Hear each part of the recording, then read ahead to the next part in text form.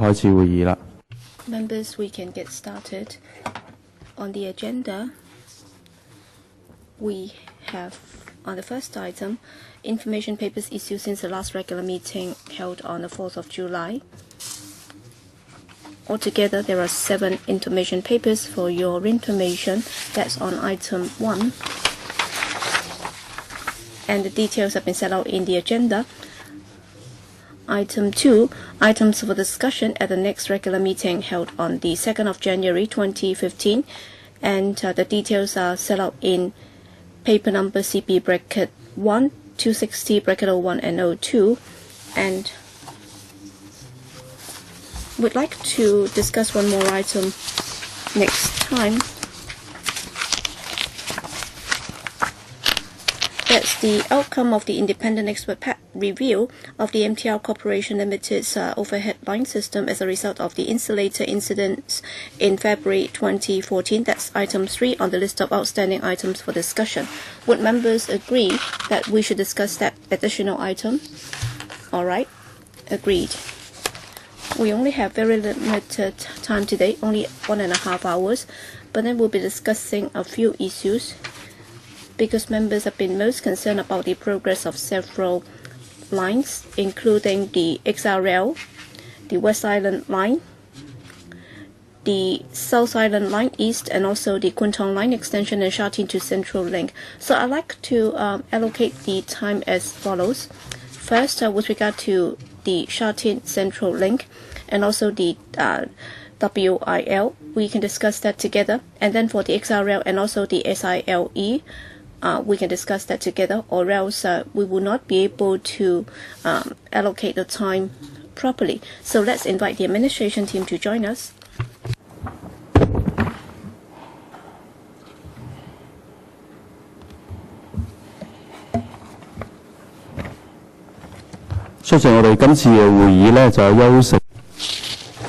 With us today are the Undersecretary Mr. Yao Xingmu, Deputy Secretary Ms. Rebecca Pan, Ms. Winnie Wong, Principal Assistant Secretary, Mr. Raymond Chang, Principal Assistant Secretary for Transport and Housing, Mr. Peter Lau, Director of Highways,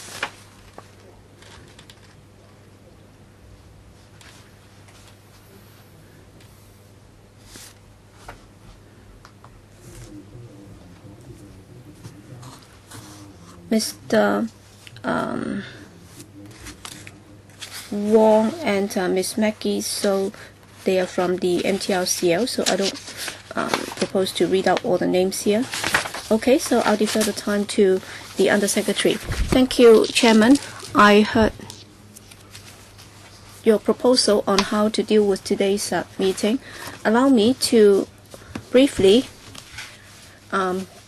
give a consolidated presentation on the progress of the 5 MTR lines, and I'm aware that you're most concerned about the archaeological finds along the Shatin Central Link and also the WIL's development. So I'll be asking the MTRCL to do a PowerPoint presentation, and afterwards we can discuss the 3 railway projects.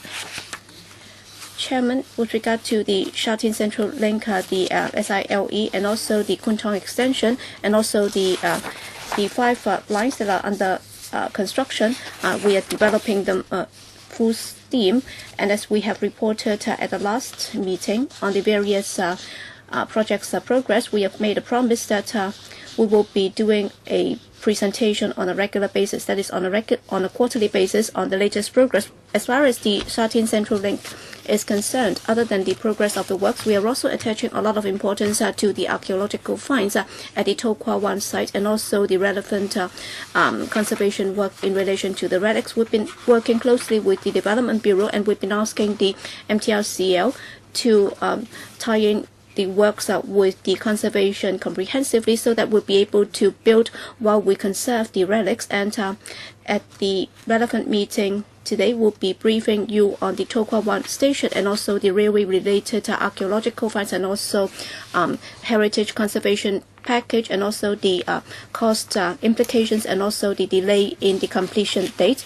With regard to the archaeological finds and the heritage preservation package, will be giving the details at tomorrow's development panels meeting. But then I'd like to emphasize a few points. That is, as the authority on Antiquities and Monuments, the Secretary for Development will be making a decision on how the relics should be preserved. And also with regard to the possible delays in the completion date and also the cost implications, the MTLCL has done some preliminary cost estimate, but then that would also have to be verified further by the Highways Department. With regard to the WIL, according to the MTLCL's report for the Kennedy Towns and Hong Kong U Station, the works are nearing completion and they are already conducting a number of trial runs. And after they have passed the relevant statutory tests, the two stations should be commissioned by the end of December. With regard to the actual commissioning date, in December or early December this year, the MTLCL will be confirming that. With regard to Keeling Lane exit or edit in the Kwun station, we are expecting that the station can be commissioned in the first quarter of next year. With regard to the XRL, with the M&V consultants' assistance, the MTLCL has already completed the PTC, the project date, and they've already verified the progress that has been made, and they would also be looking at a number of conditions before they can meet the requirement under the PTC. Concerning the situation concerning the Hong Kong section's progress and also the latest program to complete, the progress is more or less compatible, and therefore the Highways Department expects to make use of the PTC to monitor the remaining works, and there would also be a mechanism under the entrustment agreement under which the Highways Department will be monitoring the development. And also with regard to the entrustment agreement and the applications and so on, the administration will be acting in accordance with the entrustment agreement, and it will reserve all the rights to pursue the warranties and obligations from the MTLCL. Mr. Chairman, concerning the XRL Hong Kong section, the administration attaches a lot of importance to that. We have also set up an independent review committee to look at the current development by the MTLCL and also the way it supervises the project. And also with regard to the monitoring mechanism for any matter under that, there will be a comprehensive review in order to find out where the problems lie, and recommendations will be made on how to improve on the situation, and the report will be submitted to the Chief Executive by the end of this year, and then it will also be disclosed to the public afterwards. As we understand that the Admiralty Station is still subject to the effects of the works, and as the MTLCL has been proposing that with regard to the revised project completion date of end of 2016, a lot of efforts will have to be made by the MTLCL in order to meet the target. With regard to the Wangpo Station, because the excavation of the tunnel there is still facing a lot of uncertainty with regard to the soil structure. That's why with regard to the commissioning date of 2016, there are certain risks. So I'll now defer to the MTLCL, who will brief you on the situation, and then there will be a PowerPoint presentation. Thank you.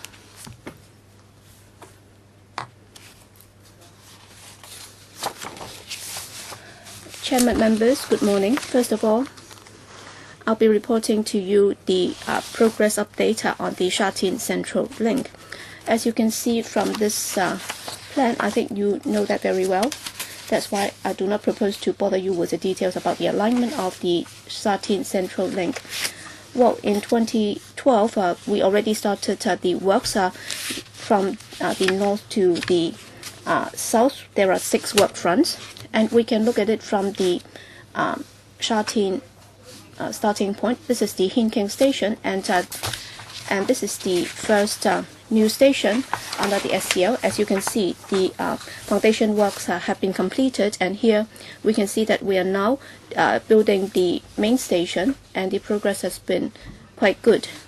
At Hin King Station, and if you come further down, that's Lion Rock, you can see the Diamond Hill Station, And the Diamond Hill, the diaphragm wall is nearing completion. It's difficult, but then we have managed to complete it. And now we are doing the main excavation for the station. And then moving further down, we have the Kai-Tak station, and the main excavation work has been completed. And now we are doing the structural works for the station.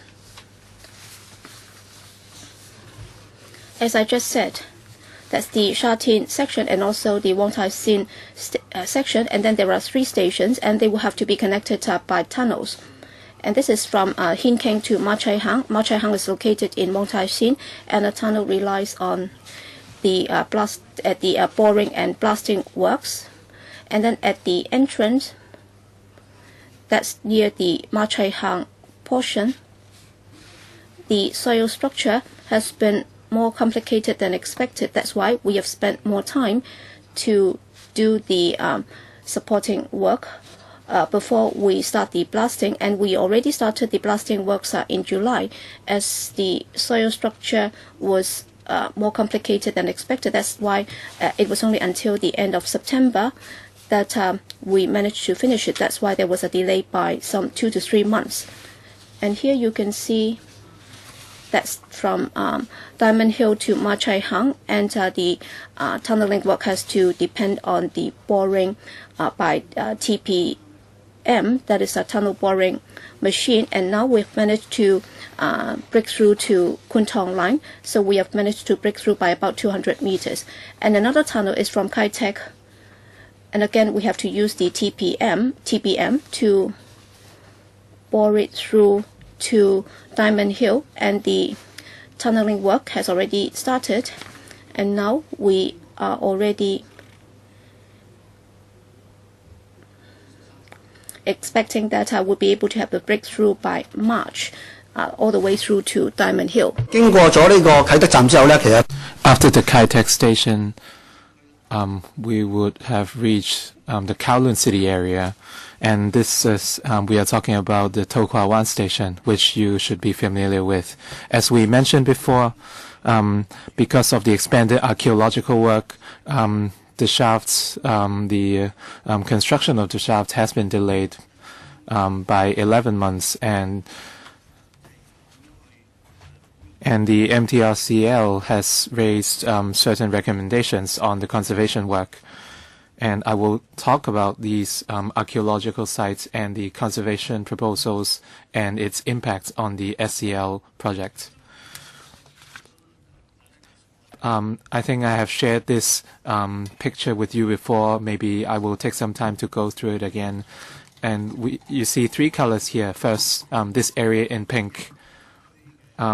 This is what we call Area 1 of the archaeological study.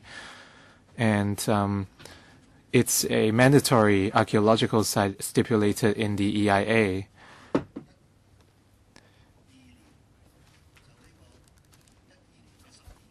And the work started in December 2012, and the work took place for a year until December 2013. And the archaeological research has been completed, and the report has been submitted to the AMO. And this area in yellow, at that time when we were conducting the research, we found that there were certain relics and monuments, and according to the instruction from the AMO, we had to carry out a phase 2 of the works, and this is what we call T2. And this area here is where we found an ancient well. And in the vicinity, we found some relics, and they are located in T1. And as I mentioned, this area in yellow is where our TBMs work near the shafts. And since we have to preserve the relics, we set up temporary protection structures in line with the design of the shaft in order to facilitate excavation works. And phase 3 of the archaeological study were carried out.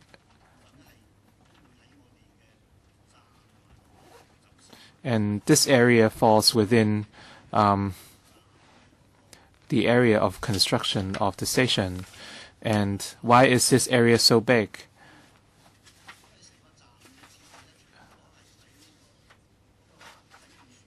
The design of the station means that apart from the diaphragm walls required for the shaft area, we had to do it in order to allow the tunnel boring machines to go through. There are no buildings in the vicinity of the station, and as such we can carry out open excavation. We can use the cut and cover approach. And the third part is this area in green. We have a ventilation tower as well as a pedestrian tunnel, and it will extend all the way to Pak Tai Street. And the main relics discovered, as I mentioned, there's an ancient well from the Song dynasty, and we also have relics of old houses. And this area is phase 3 of the archaeological study. We have another ancient well here, and it belongs to the late Qing dynasty. And the second part of the well was from the Song dynasty. And we also discovered that there are relics of old buildings here in this area.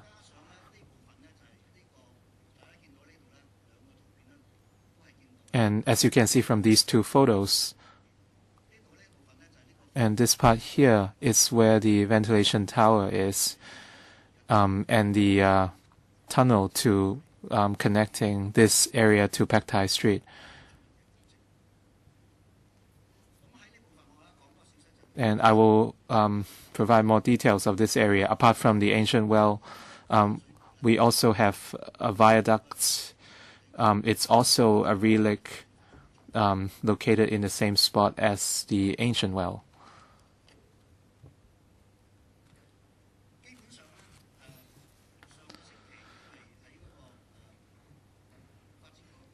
Basically, after the announcement from the Development Bureau last week, they announced the recommended conservation plans for this well. First of all, this area T1 affects the construction of the shafts. So we erected temporary protection structure for area T1 in order to protect the relics. We set up a temporary protection wall, and we altered the design in order to allow construction works of the shaft to continue. And over here, we have spent about $3.1 billion, and the construction project has been delayed by 11 months. And this $3.1 billion includes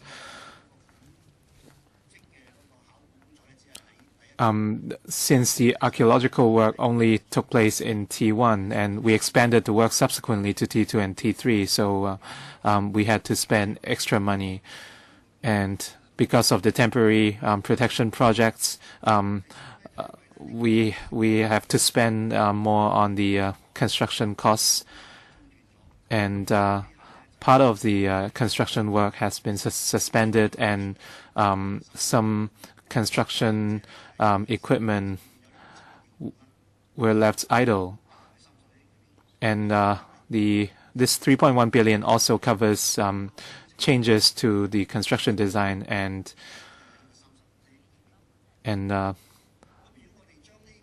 there are also associated rises in construction costs. And if we are to permanently retain this area, we have to set up machinery rooms in this area, and we need to expand the area of the station, which is this area in pink here. And if we are to preserve the ventilation tower, we also have to increase the area of the station. And for this area, this relic in area T1, we have to spend an extra $1 billion. And as I mentioned, it is to cover the expanded station area. And we also have to alter the construction procedures. And it also covers archaeological work at T3. And there are relics of old buildings in this area, as I mentioned. If we cannot excavate all this area here, we have to set up protection walls. And the last slide. Yes, I mentioned because of the situation at area T1, if we are to preserve the area, there are extra, we need extra time as well as money for the construction. Apart from cost considerations, there is also an 11-month delay in the overall project. And next, the well J2. There is a water shaft, and this well is located here.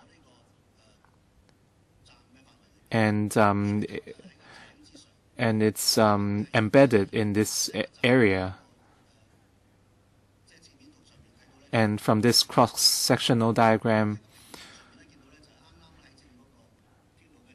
and in this floor plan, it's right above the railway. And so the overall routing of the track is affected by the location of this well, and as such, the overall construction project is affected. And we have a few recommendations. Plan A is to remove the well and viaducts by hand, but before that we would take comprehensive records. And the second plan is to carry out an EIA, and after the assessment, we can consider reprovisioning the well at this area here based on our records, and this plan would minimize distractions to the construction project, and we only have to spend $10 million. And if this well and water shafts are to be retained, we have to set up steel structures to wrap this whole area, and we also need support structures underneath in order to allow construction works for the track to continue. And the additional cost is around $1.3 billion, and the construction will take another 4 months. And another solution is to protect the well with a steel structure, just like potted plants. But in the meantime, we will move it away temporarily, and after the construction is completed, we will move it back. And for this water shaft, we will, as I mentioned, we will record its conditions in detail, and we will reconstruct it somewhere else later on. And this way we can minimize the additional construction costs, and we can reduce the cost to $800 million, and the delay will be 4 months. So that's all for our recommended conservation plans. And next station, Matawai Station in the Kowloon City area. And the vertical diaphragm construction has been progressing well.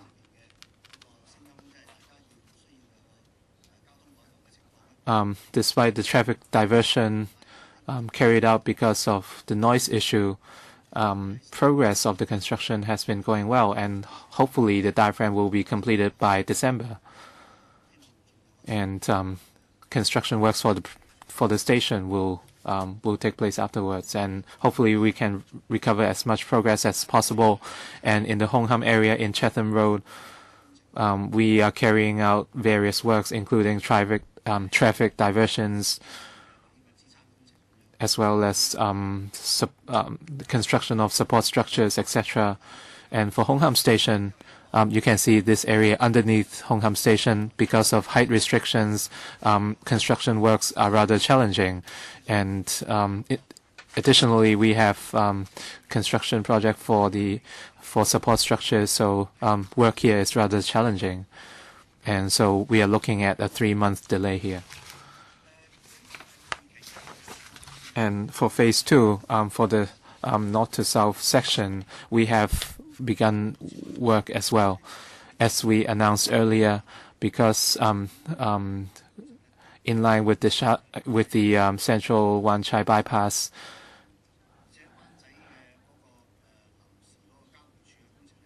and because of the temporary public transport interchange at Wan Chai, progress has been somewhat hampered. And in the X-Check-O quarry, we have begun work with the prefabricated modules. And for rail lines in operation, we are carrying out certain works as well, including stations along the Ma Shan line. We are extending the platforms, and we are upgrading the 4-car trains to 8-car trains, and we are continuing our works on in these areas.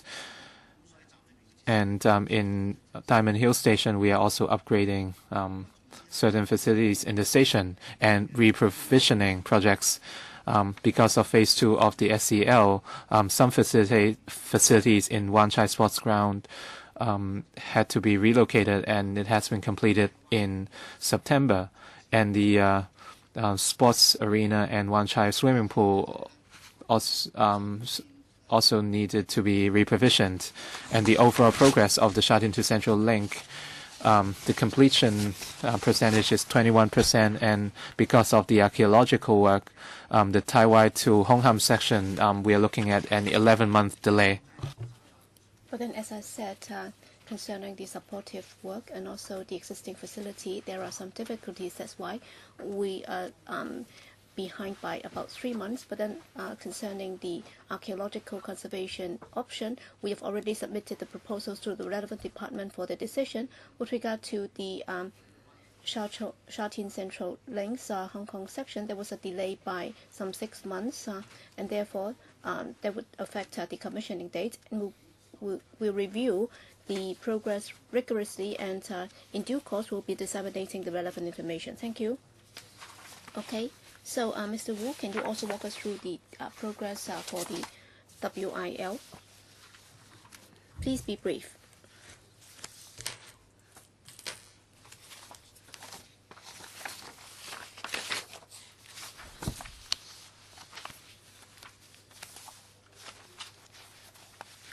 As you can see, this is outside the Kennedy Town Station, and we are already towards the advanced stage of the works, and the entrance, as you can see, is already formed.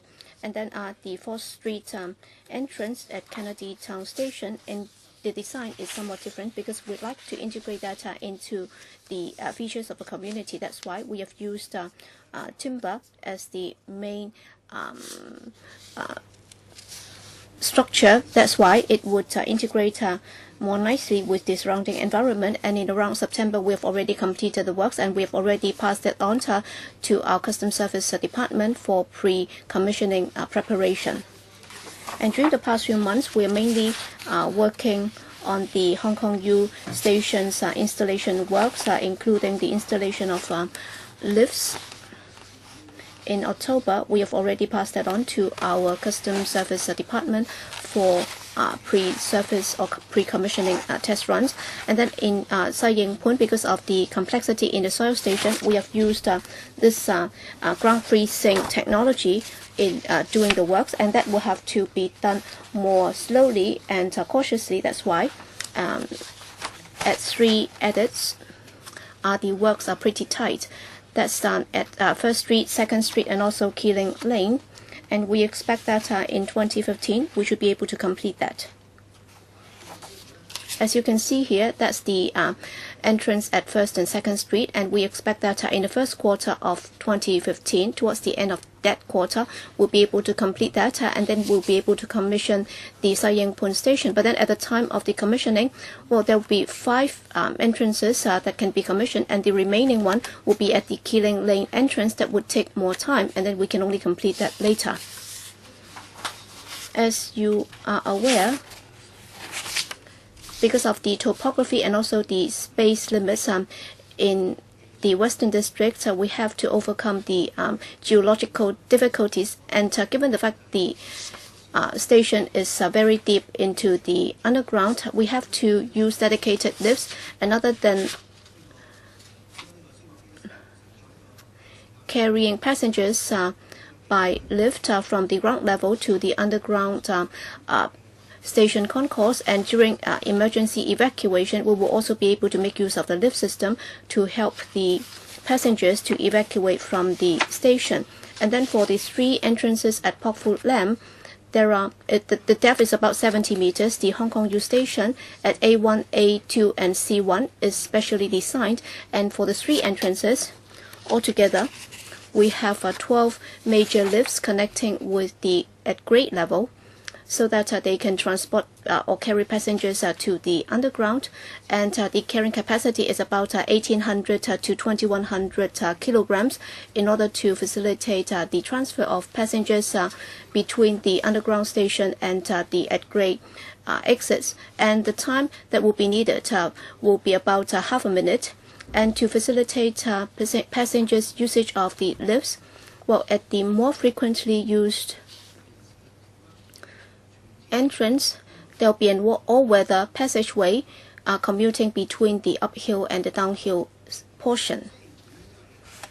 In Sai Ying Pun, as the station is about 40 meters below ground, that's why we have 8 lifts connecting with the concourse and the at-grade entrance, and the carrying capacity is about 2,100 kilograms.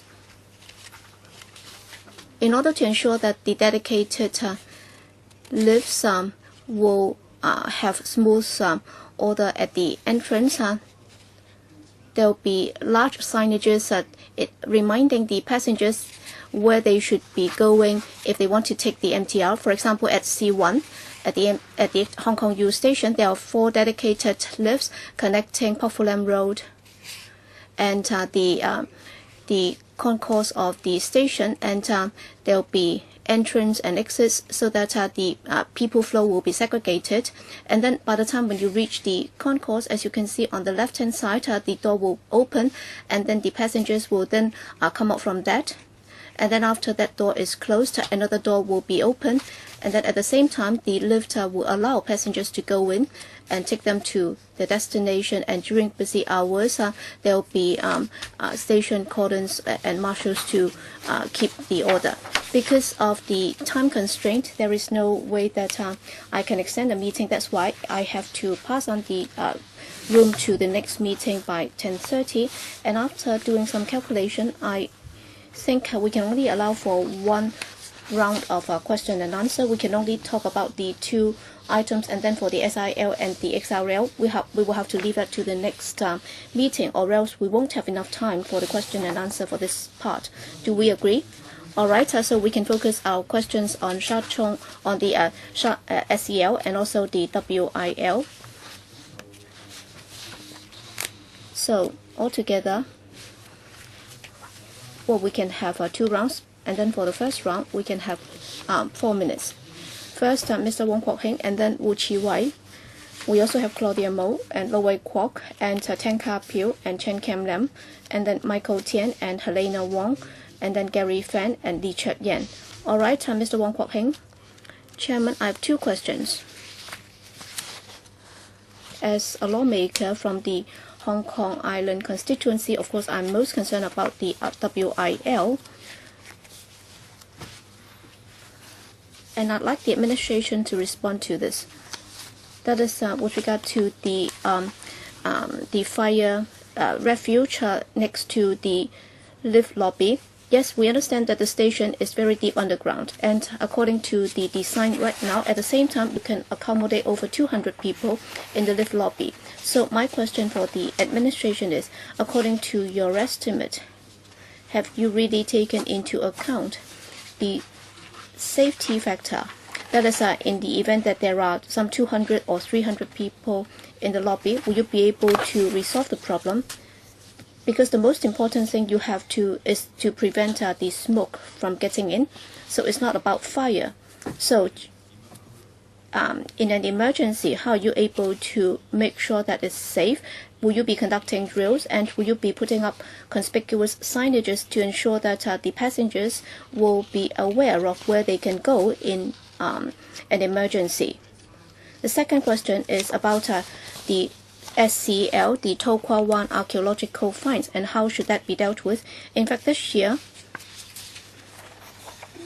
I've been there with the Chiu Clan Association, and we have approached the authorities and the administration on this. In fact, according to the Chiu Clan, they are of the view that they are not insisting on preserving the relics in situ. In fact, their suggestion is that the most important thing is for the To Kwa Wan station to be properly named as the Song Wong Toi station. And they are from the Chiu Clan.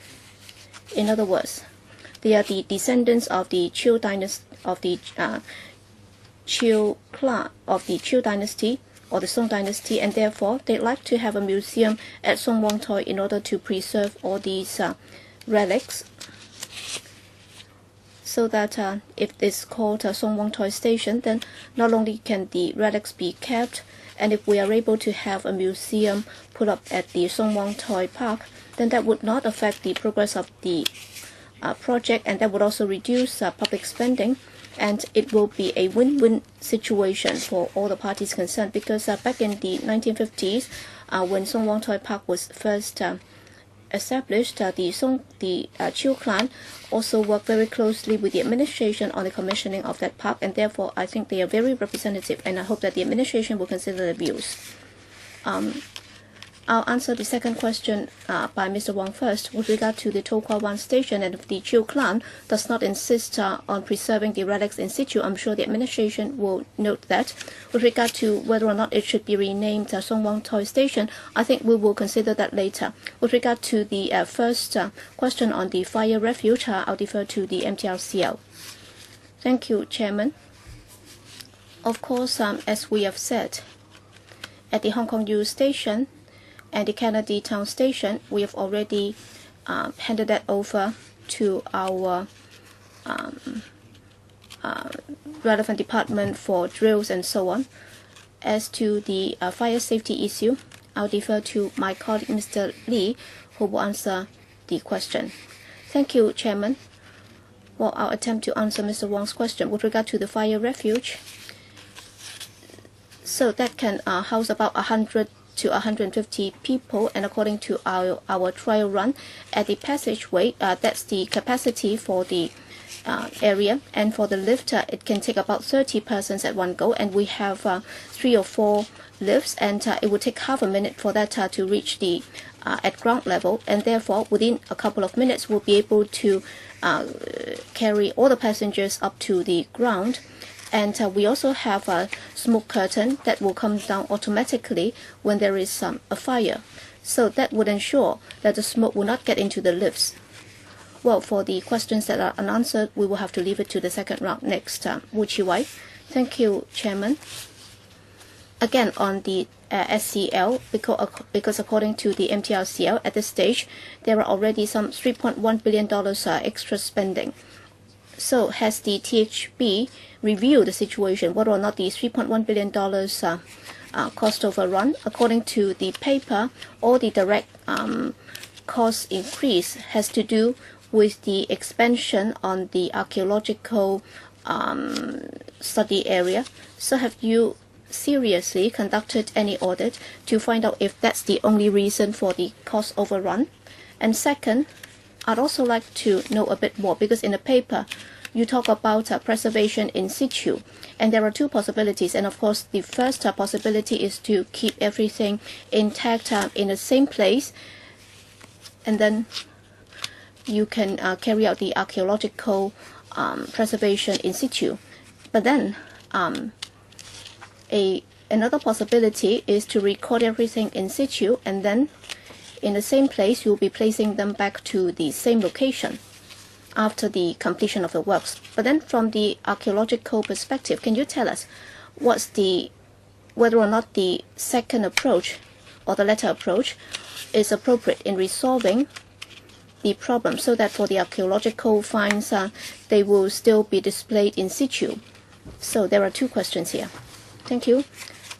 Undersecretary, I'll try to answer the first question by Mr. Wu Chi-wai first. With regard to the data on the cost overrun, the MTRCL has done the estimate itself, and indeed that will have to be verified by the relevant department, that's the Highways Department.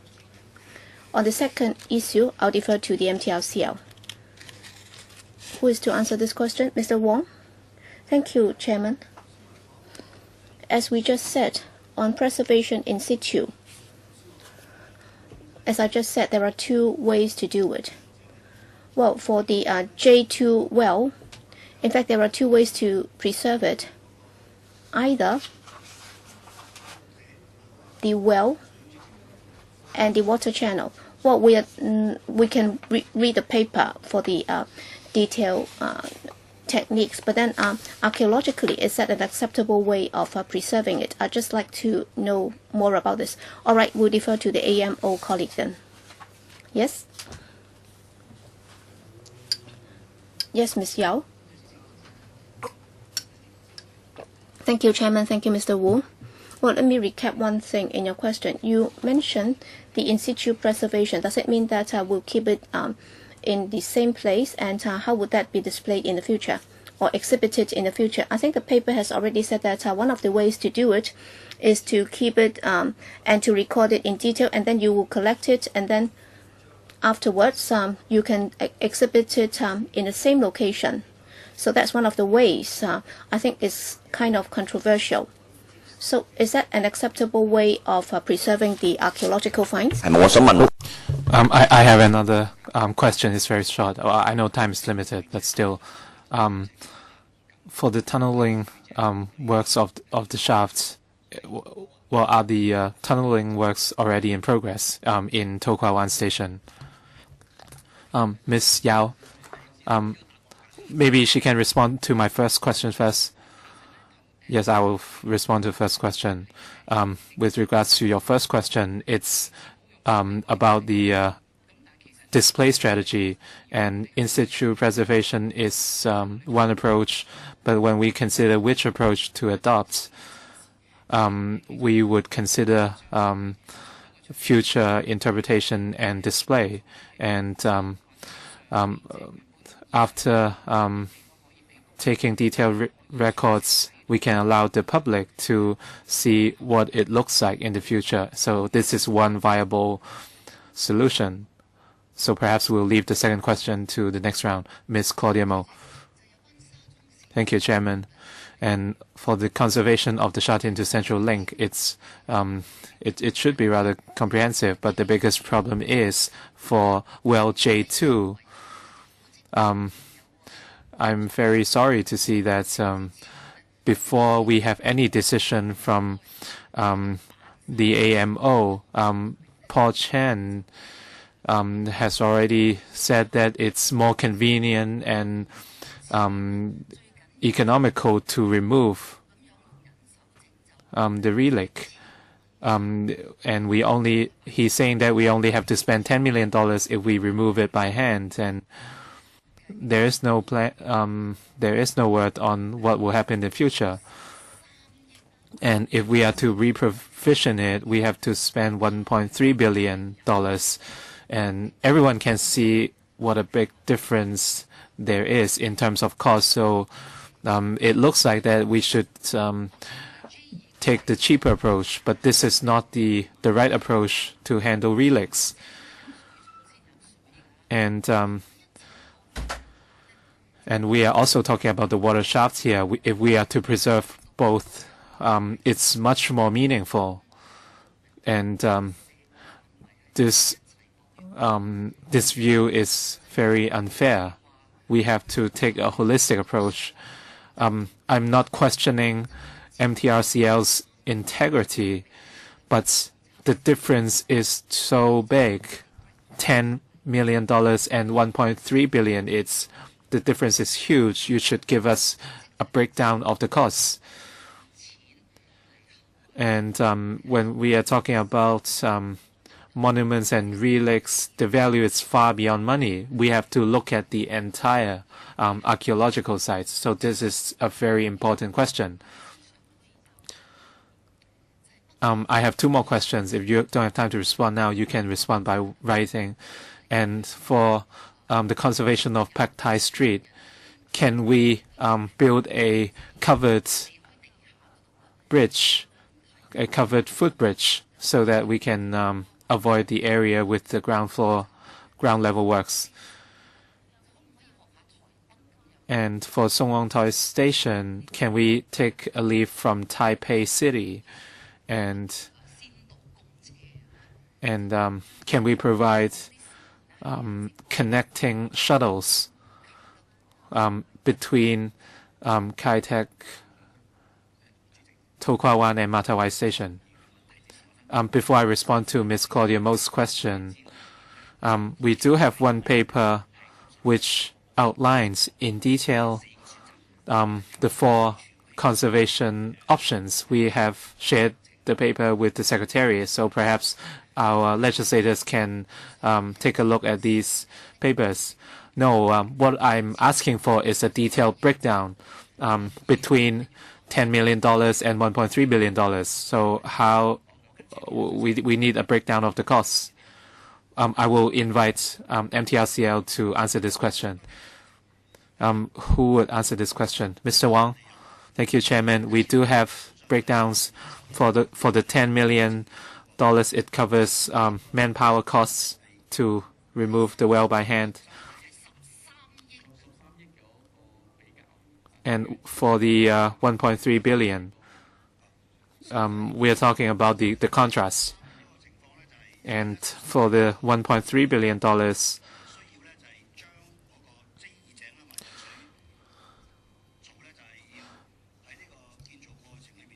we need to preserve the well J2 and aqueducts. We have to set up protection structures.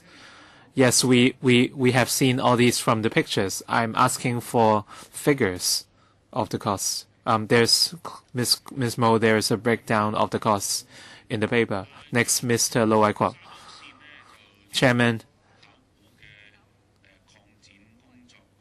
the expanded archaeological work for Shatin to Central Link, we have spent $3.1 billion already. And as having heard the presentation from the MTRCL, I understand that in situ preservation will be carried out for 7 sites.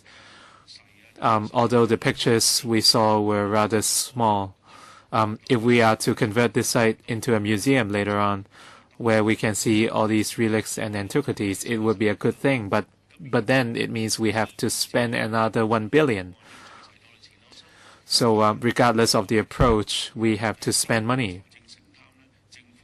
So my question is, who will bear this cost? What is the breakdown between the government and MTRCL? And my second question is, can you provide more details for well J2?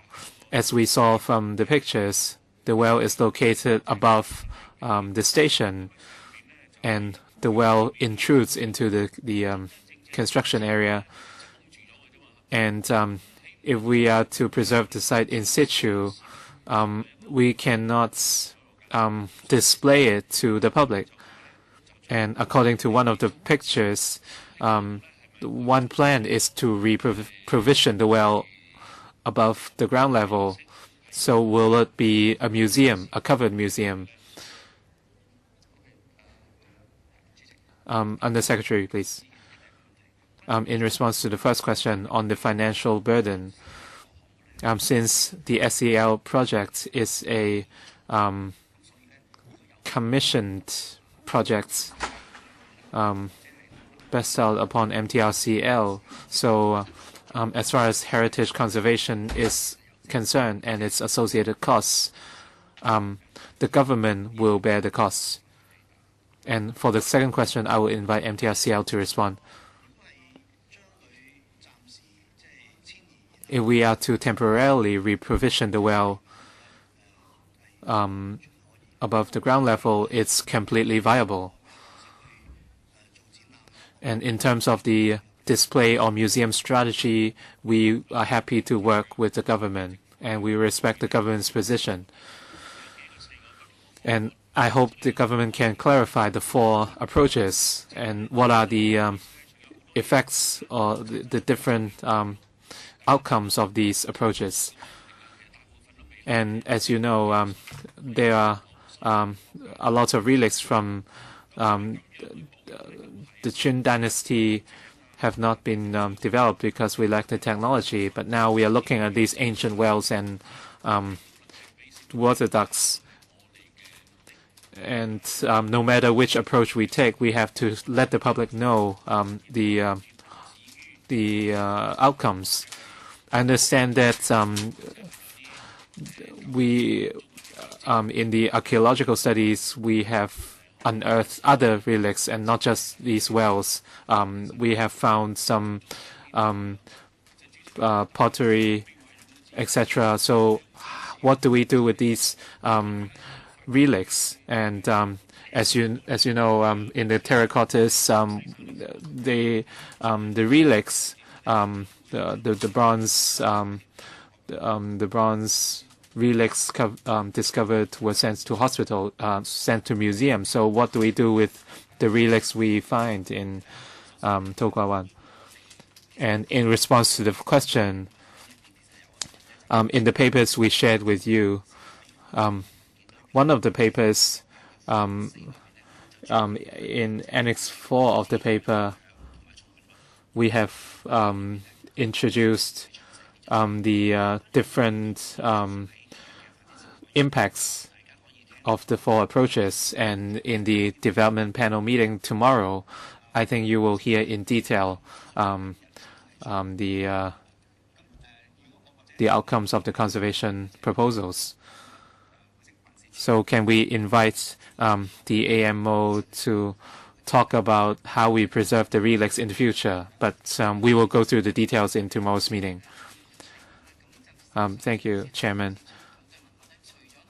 And the relics we find in SEL cover other items as well, and the archaeologists are consolidating the information, and they are determining which of these relics can be displayed and which cannot. And at the end, we will choose certain relics for public display in the MTR station, and they might also be displayed in museums under LCSD.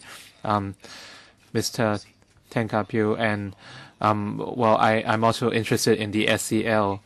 The archaeological findings are well, sort of a surprise or a gift to Hong Kong, depends on how you see it. But apart from the To Kwa Wan and Song Wang Toi stations, we have delays in 5 stations. Hong Kong, Ma Tau Wai, Ma Chai Hang, the Cross Harbor section, etc. We are seeing delays everywhere. And the project has started for about 2 years only, and we have already seen delays in 5 projects. So what was actually the So where are we at in terms of the overall progress? So you said that we are at 28% in terms of completion. So where should we be at originally?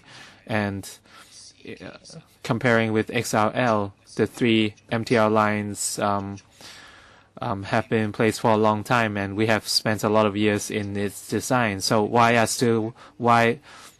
are we still seeing a lot of delays? Were there any inadequacies in construction works in the past years? So are we going to conduct a review? We have spent more than $3 billion. Of course, this is unaudited. So do we need to apply for extra money from LegCo, or can it be solved by other means? Mr. Yao, please. At different phases of the construction, the progress is it's inevitable that the progress would be different from what we expected. And for the 3 lines, because of the archaeological findings at Tokwa Wan stations, we have an 11-month delay, and the impact is relatively big, and the time required is also longer, and there are also additional costs. And in the future, if we cannot cover this cost from our contingency pool, we will work with the Development Bureau to seek additional funds from LegCo in the future. And for the remaining 2 questions from Mr. Tang, Mr. Wang.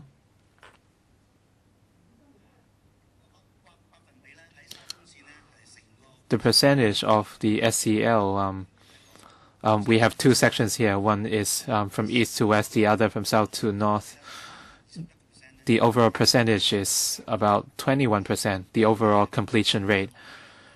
And the anticipated optimal completion rate is 29%. For the east-west line, from Hin Keng Station to Hong Ham Station, the completion rate is about 30%. The most desirable progress should have been 40%. So has that got to do with the initial investigation and design? In so many parts, there are delays. It's not just confined to Tokwa Wan. Yes, members' concerns are noted. But then if you take a look at the east-west line, the main CEDD works, or CED works, there are about 10 contracts, and out of the 10 contracts, some progress, at some of the work fronts, the progress has been quite good. But then at the Line Rock Tunnel, that's a difficult part because, as we all know, it's deeper and more elongated, and the site complexity would be difficult despite the investigations that we had done beforehand. But then, given the slippage, we will see what we can do in terms of restructuring the works process in order to catch up with the lost time. Yes, Mr. Chen Kam Lam, along Kowloon City, we have relics of the Song, Ming, and Qing dynasty. So that's the urban area back then, and therefore the city activities were very active, and therefore the fact that we have got relics from those dynasty, I think that's to be expected. And because we have to do the excavation for the station, we managed to find those relics. So we should not have treated that as some major find. And of course, now that we have found them, we should keep them as far as possible, because that would also showcase what our city used to be back in those days. But then I urge the administration to make an early decision. There should be no further delay, because that would only delay the construction works, and as the construction is already moving at full steam, and if we delay it any further, that would only cause more economic loss. That's why I urge the administration to come up with a proposal to reprovision it in situ, and then for the relics that are found in the surrounding areas, they should be congregated and exhibited to visitors in the future in situ. So within the near term, would the administration be able to make a decision? And also at the Admiralty station, you are expanding the station, and because of some difficulties in the transportation of materials and blasting or explosives that you've not been able to transport there has been some delay. All right, because of the Occupy movement, that has caused the overall delay in the project. How much loss has been incurred, and what about the time that will be lost? So will the administration be seeking damages from the relevant parties? Undersecretary. Well, let me answer the first question by Mr. Chen first. He referred to the proposal of reprovisioning in situ. We will make reference to that suggestion. But then in terms of the decision, well, from the engineering perspective, we hope that the administration can make an early decision. But then that decision will have to be taken by the Secretary for Development as the Antiquities Authority, after taking on board the views of members today and other stakeholders. With regard to the other issue, I'll defer to the MTRCL. Thank you, Chairman. Concerning the Admiralty Station expansion project, because of the movement in Central recently, traffic has been affected, and of course the whole route would also be affected, as we all know. Well, recently for the Admiralty project, I think most of that has to do with the works under the protective framework, and that's also one of the critical projects. And just now, the honourable member was concerned about the progress lately, and we will be submitting the details to the council later on, so that you'll be able to get the details. Will the relevant department be claiming for damages, because with such a long delay, the overall cost would also go up? So will the administration or the MTRCL be seeking damages? Yes, we'll review the situation and we'll look at the actual implication, and at this juncture, it's a bit too early to say that. All right.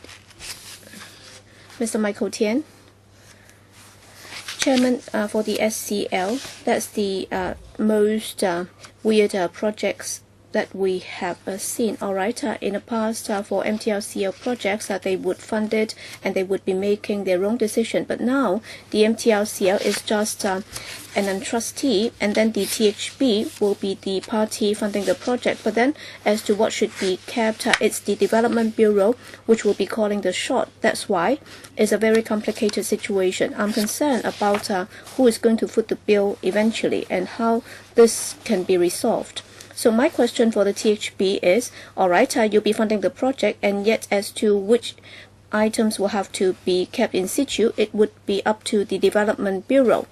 And now the MTRCL is telling you that they will have to spend $1 billion to keep 100 or so of the relics in situ.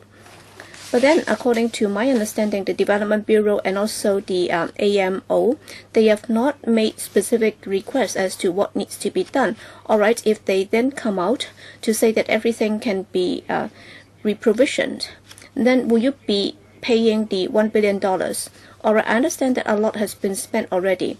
But then, with the money spent, nobody is coming forward to take a decision. Nobody is calling the ultimate shot. So somebody will have to foot the bill, and you say that they have jumped the gun. So who is going to foot the bill? Or do you think that you'll be footing the bill? And if the Development Bureau continues to keep silence? Next is a question for Ms. Yao from the AMO and also the MTRCL. Yesterday, the Secretary for Development, Mr. Paul Chen, said that while J2 well can be reprovisioned elsewhere and then it can be moved back afterwards. But then according to many experts, as stated in paragraph 15 of the paper, when compared to J5 and J1, because in the 20th century there was already a water channel connecting it, it was already damaged, and therefore the preservation value is lower, and we've been there. Well, in Eden, all right, they have done a remarkable job there, and 70% was kept in situ, and then 30% was reprovisioned, and apparently the response was very well, because at the same time you can exhibit it while it doesn't affect the works underway. So if you have to spend $1.3 billion to keep it, and according to the experts the value would be somewhat lower. And I'd also like to ask Ms. Yao, the director of the AMO, making reference of other people's experience. All right, they managed to do it by spending $10 million. Now you've come up with 4 options for us to consider, and then there is a lot of argument in the community, and there would be further delays. Why have you come up with 4 options? Apparently, somebody has already indicated the preference. I don't know the operation of the administration right now. So can you answer these questions? Ms. Yao?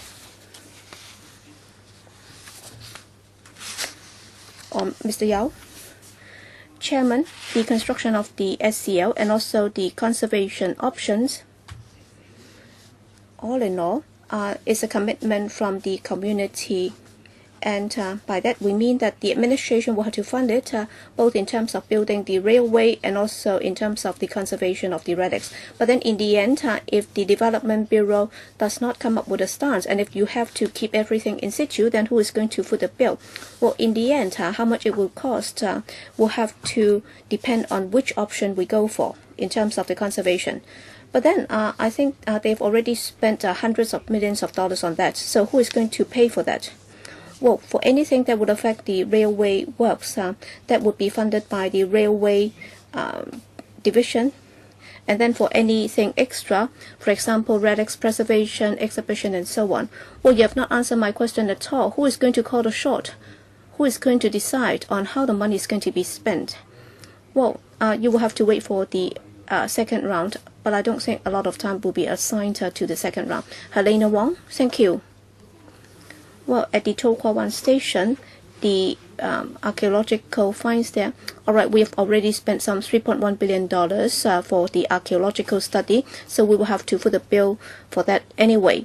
And it's about how it should be kept, and I think the administration is inclined to keeping it in situ. But then I think the controversial part is about the J2 well and also the water channel. Well, if you look at the AAB, they propose that it should be kept in situ, considering the heritage value, because the water channel might be the main water channel for the Saint Hill. All right, the MTRCL, you have engaged an archaeological expert, and apparently his stance is somewhat different from the AAB. And according to your independent expert, you can spend just $10 million and then it can be relocated elsewhere. I think there is a potential conflict of interest here, because the MTRCL would like to do it as quickly as possible at minimal or minimum cost. But then we have made such a good head start, and there has been a delay already, and we've spent some $3.1 billion to do the excavation. I don't want it to have a broken end, so to speak, because I don't want you to wrap up everything in such a hasty manner, because you just be closing or burying the well and also the water channel. That's why I'm inclined to supporting the recommendation of the AAB members. That is for the well in the middle of the concourse, it should be kept in situ, because that's a very important part of our history here. And I even hope that the MTRCL can rename the To Kwa Wan station. Can you come up with a name that will tie in with the characteristics? You can also call it the Shengshan station, or the Songyuan dynasty station, so that Hong Kong's ancient history can be shown here. All right, for the To Kwa Wan Station, we understand that the works will be delayed. But then is there a chance, as I've mentioned before, that is from Taiwan to Kai Tak? Is it possible for them to be commissioned in stages? Because in any case, there will be a delay for the commissioning of To Kwa Wan Station, and last time you said that you would consider it. So I'd like to know now whether or not you would consider commissioning Taiwan to Kai Tak first, because that would provide convenience to Kai Tak residents. And also for the KT extension, the Wangpo Station, according to the paper, by the mid of 2016, it should be commissioned. Well, sorry, time is limited. Please do not stand in the way of my asking the question. All right, initially, when you spoke, you said that there would be risks to the commissioning of the line in the middle of 2016. So Wangpo Station and along the KTE, what's the actual timetable, and why would there be further delays? Well, we'll be discussing that next time. Ms. Helena Wong will not be discussing that this time. So please answer the questions, Mr. Yao. With regard to the conservation work, well, as far as the THP is concerned, we understand that the project will be affected by the archaeological excavation, but then we do respect the relevant government departments and bureaus which are responsible for that, and that's the Antiquities Authority. And I'll defer to the AMO, which will tell you whether the decision has been taken. Apparently, you were not very clear about this, and they will tell you the exact location where the problem is, and also whether or not there can be a stage commissioning of the line. Well, please be brief. Chairman, in fact, last week we reported to the AAB on the conservation packages, and then on this Wednesday, there will be a site visit by the AAB, and then they'll give their recommendations, and then in early December, we hope to make a decision as soon as possible. Thank you. Next, Gary Fan. Thank you, Chairman. Well, in answering the question by Ms. Claudia Mo, you were wrong, because in enclosure 6, there was no breakdown for the $1.3 billion. She was asking for that breakdown instead of option 3, which would cost some $1.3 billion. I hope that the MTRCL and the administration can provide it later. I'm concerned about three figures, $3.1 billion and $1.3 billion and 13%, because you're using that by way of a concessionary approach or a concession approach. So have you delineated the responsibility for the cost overrun? Who is going to pay for that?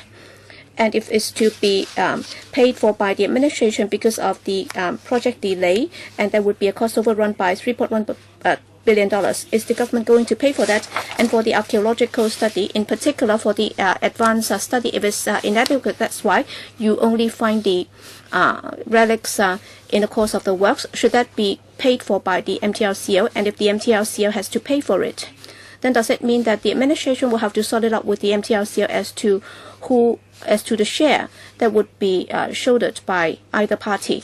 And secondly, I'd like to emphasize that for the SCL, the cost was close to some $80 billion. It's very exorbitant, and therefore, even if it's to be conserved in situ, even for the most expensive option, it's only $1.3 billion together with the $2.3 billion initially estimated. So if you look at the $80 billion, it's less than 3%. Why is it that the administration, can the Undersecretary answer the question, why is it that in treating major infrastructure works, the way you spend it, you've been very generous, but then when it comes to conservation for relics and so on, you've been very miserly? Why is it that you're not willing to do it in situ? And the administration has also admitted that for the Shangshan relics, Mr. Paul Chen said that in recent years, that's one of the most important archaeological finds in recent years. And as Ms. Claudia Mo said, if you look at the historical value, you should not just be looking at the cost implication. And also for the 249 relics, only 11 would require this conservation option, and only 7 would be preserved in situ. That's again less than 3%. So can the administration respond to that? Mr. Yao, please. Chairman, for extra expenditure incurred from the archaeological studies, our principle is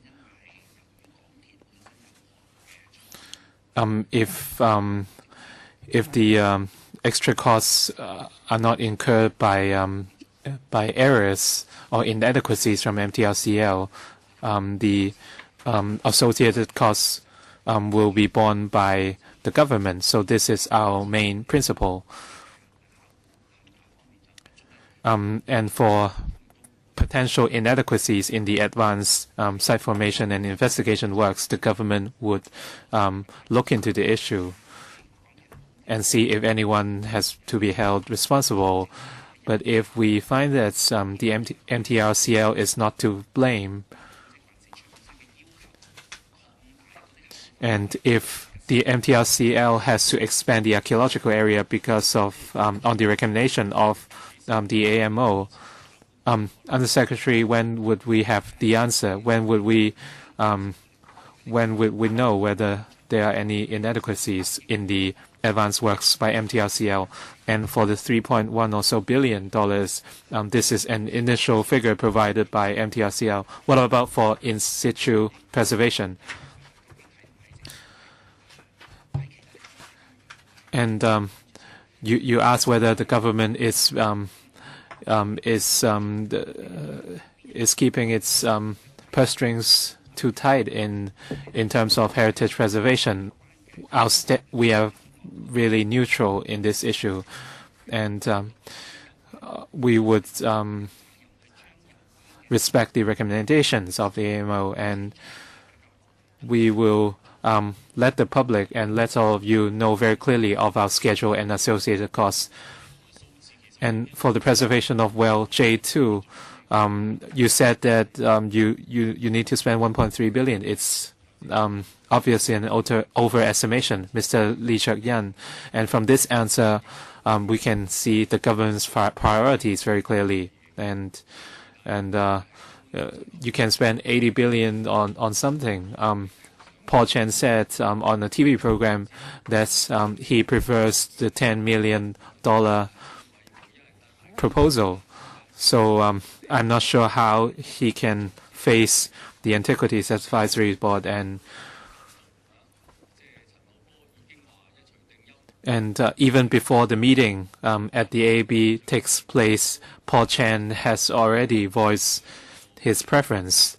So the impression is that Paul Chen does not intend to properly conserve our heritage. Well, we'll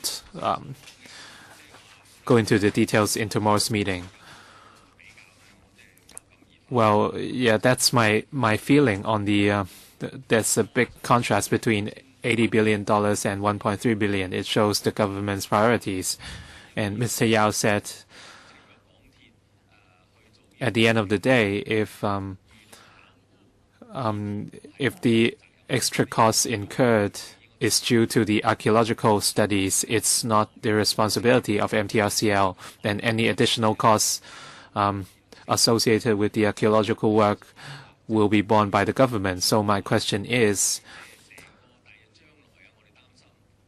my worry is that in terms of MTR fares, will the archaeological costs be reflected in the fares? What's your formula, and can you guarantee that there won't be any adjustment in cost due to the archaeological works? So what are your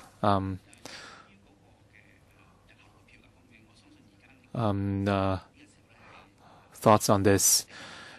I think it's still too early to talk about any possible impacts on fares. But at this stage, as you know, we have a fare adjustment mechanism in place.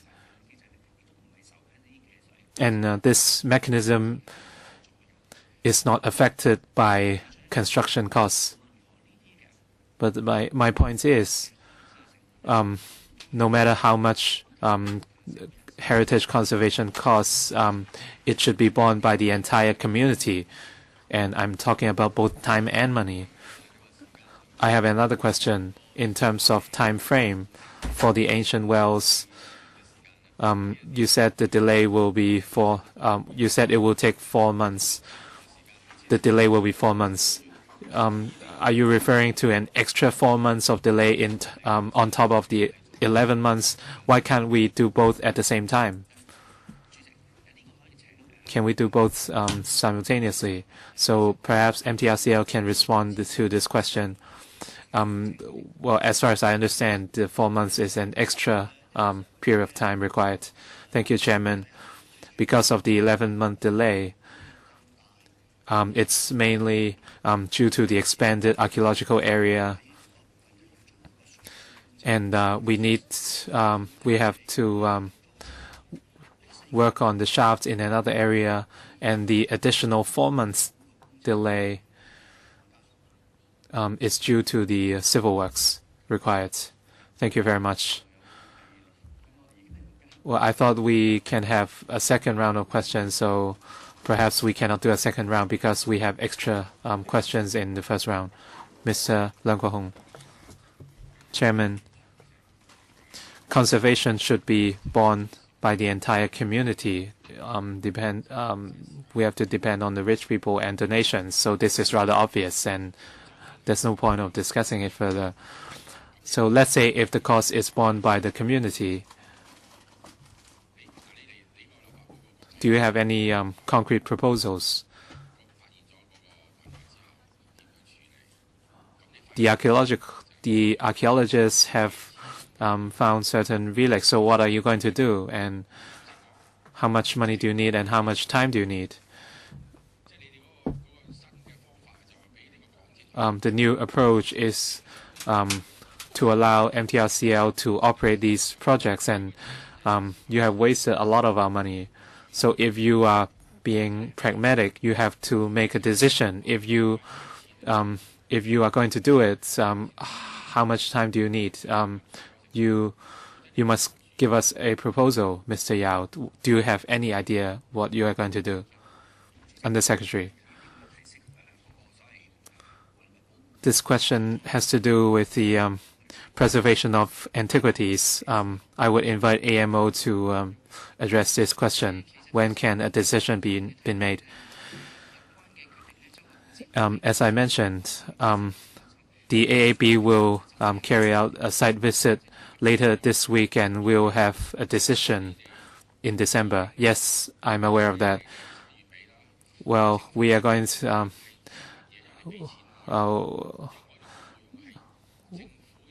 December is coming very soon, but do you have a proposal or plan in mind? Let's say if the AAB says we have to preserve everything, so what is your plan in this scenario?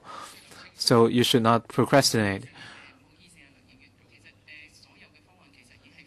Mr. Leung, all the plans and proposals are laid out in the paper. Well, my question is actually for the Undersecretary. How much money do you need from LegCo? And I agree that we do have to spend, unless the AAB says there's no need to preserve these relics, then it would be a waste of time for us. If the AAB, if we don't even know whether these relics have to be preserved, what's the point of having the meeting today? So please allow the Undersecretary to respond first. I understand that the legislators and the public are very anxious, and they want to know the preservation plans on our relics, including well J2.